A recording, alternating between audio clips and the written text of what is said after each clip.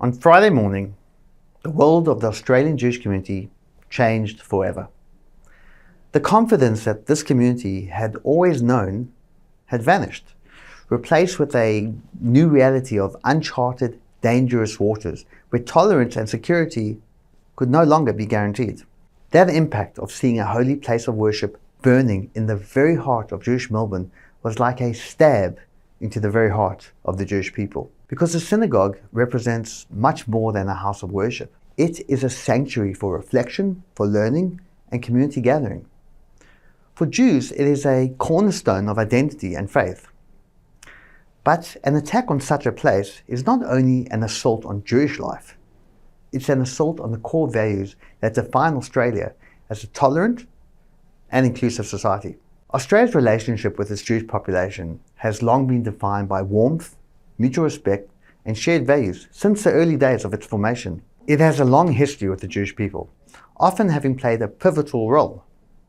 It was the first country to vote in favor of the 1947 partition plan that paved the way for the establishment of the modern-day State of Israel. It was also the famed Australia Light Horse Brigade that conquered Beersheba in October 1917, which enabled British forces to break the Ottoman line, leading to the end of Ottoman rule in the land of Israel. But the deliberate firebomb attack on the Adass Israel synagogue reflects a broader, troubling trend. In recent times, the social fabric of Australia has come under severe strain, mirroring challenges in other parts of the world. The dramatic rise in anti-Semitism, up 316% since the October 7 terror war launched by Hamas on the people of Israel, has been particularly heartbreaking, given the country's history as a refuge for Jewish people fleeing persecution. Melbourne's Jewish community, for instance, is largely made up of descendants of Hungarian and Polish Jews who escaped the horrors of the Holocaust.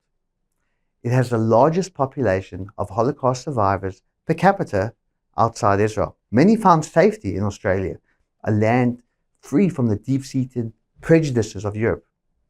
They rebuilt their lives and became integral contributors to Australian society. For these families, the attack on the synagogue in Melbourne echoes the dark past their ancestors sought to leave behind. Yet the legacy of anti-Semitism is not one bound by geography, distance, or time.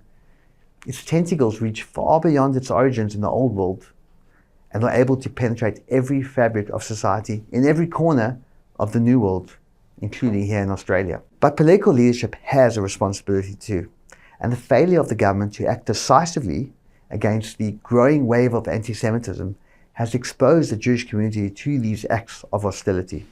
This rise in anti-Semitism has coincided with the government's decision to undermine decades of bipartisan diplomatic support for Israel, leaving many in the Jewish community to feel abandoned. Since October 7, it has constantly criticized Israel's conduct in the war, failing to understand the existential threat Israel faces.